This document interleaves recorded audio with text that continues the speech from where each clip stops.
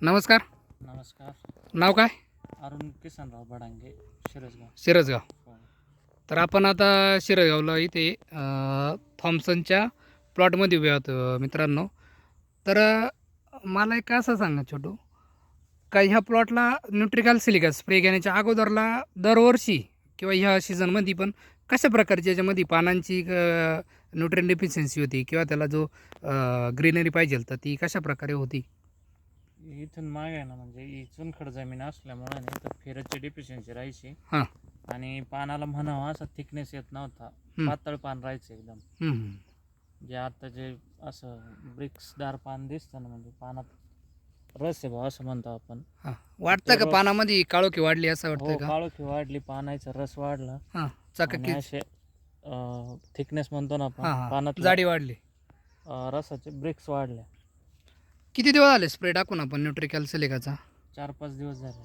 4-5 दिवस. स्प्रे घेतल्यानंतरला आता जी पानामध्ये समजा जे काही ठिकाणी क्लोरोफिल वाढलेलं दाखवतं आपण एकदम आता शेंडा टोकाचं एकदम पानं मोठे रुंद पानं आहे त्याच्यात पाहतोय का त्याचे पण पानं एकदम असे ग्रीनरी चांगल्यापैकी आलेली आहे. तर स्प्रे आज टाकला किती दिवसामध्ये त्याच्यात वाटलं आहे का बाबा झाडामध्ये काहीतरी चेंजेस दिसतोय होतोय? साधारणतः तिसऱ्या दिवशीपासून आहे ना असे डोळ्याला दिसायला लागतं बा पानं. म्हणजे आपल्याला लक्षात येईल इथपर्यंत हो. क्लोरोफिल वाढण्याचा आता आपल्याला इफेक्ट होतो. आणि कसा घेतला आहे स्प्रे? 200 लिटर पाण्यासाठी 200 घेतला आणि त्याच्यात कीटकनाशक घेतलं. कीटकनाशक टाकलं होतं जे गरज होती त्या हिशोबानुसार याच्याला.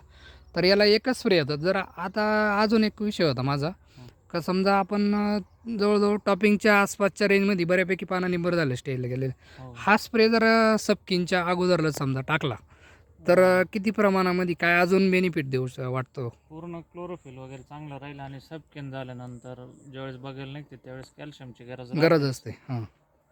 आणि सिलिकॉन असल्या कारणाने पानाला जो ट्रेस येतो उन्हामुळे तो येणार तो कमी राहील असं वाटतंय का? हो. 2 स्प्रे जर गेले म्हणजे बघायला निघाल्यानंतर 2 ते 3 पानावरती एकदा हां.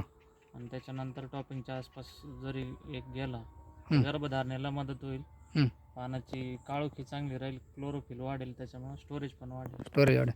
आता माझा असा एक प्रश्न होता, कदाचित आपली चर्चा नसती झाली न्यूट्रिकल सिलिका स्प्रे नसता टाकला तर ही गोष्ट मिळवण्यासाठी कोणकोणते स्प्रे घेतल्यानंतर किंवा अजून कुठले न्यूट्रिएंट्स स्प्रे घेतल्यानंतर ही ग्रीनरी किंवा जी प्लॉटमध्ये जो ट्रेस कमी दिसतोय किंवा त्याच्यात जे पानांमध्ये हिरवेगार पाना वाढला आहे हा मिळाला असता असं दरवर्षीचा कसा अनुभव आहे? दरवर्षी 2 ते 3 मिक्स मायक्रोन्यूटनचे स्प्रे जायचे हां. PR ॲग्रोचे, तरी पण एवढं असं पानात रफनेस हां. नव्हता, ब्रिक्स नव्हते. ब्रिक्स दाखवत नव्हतं त्या रेंजमध्ये याच्यातलं. म्हणजे एका स्प्रेमध्ये आपल्याला एवढा इफेक्ट भेटला त्या जागावर 2 ते 3 स्प्रे कुठलेही. 2-3 स्प्रे. जर समजा आपण न्यूट्रिकल सिलिका वापरतो त्यातून कॅल्शियम सिलिकॉन न्यूट्रिएंट्स हे भेटणं तर याचे स्प्रे जर 8-15 दिवसातून घेतले तर वाटतंय का मिक्स मायक्रोडन वापरण्याची गरज प्लॉट दाखवेल म्हणून? नाही, गरज नाही पडत. मिक्स मायक्रो स्प्रे घेण्याची गरज दाखवणार नाही म्हणजे एका स्प्रेमध्ये आपण पोटॅश पण कमी जरी गेलं वरून तरी चालेल. हो. पानांना थोडं कर्लिंग होतं ते पण थांबतं. भरपूर क्लिअर होऊन प्रमाणात जाण्याचं प्रमाण थांबतं. आणि बऱ्यापैकी थ्रिप्स हात पण असतो तुमचा. हां. पान जड झाल्यानंतर थ्रिप्स आता चेंजेस तेवढा ॲक्टर मारल्यानंतर थ्रिप्सला मारलंच नाही मी. इथं काकडी होती आपल्या शेजारच्या प्लॉटमध्ये, हां. त्याच्यामुळे त्यावेळेस ॲक्टर घेतलं होतं. हं. त्याच्यानंतर मग थ्रिप्सला हातच मारला आणि पानं एकदम क्लिअर आहे. शेंडे सुद्धा अजून आता हे नवीन शेंडे निघालेले हां. हां. याच्यावरती एवढा थ्रिप्स अटॅक नाही. थ्रिप्स आता attack नाही आता झाला.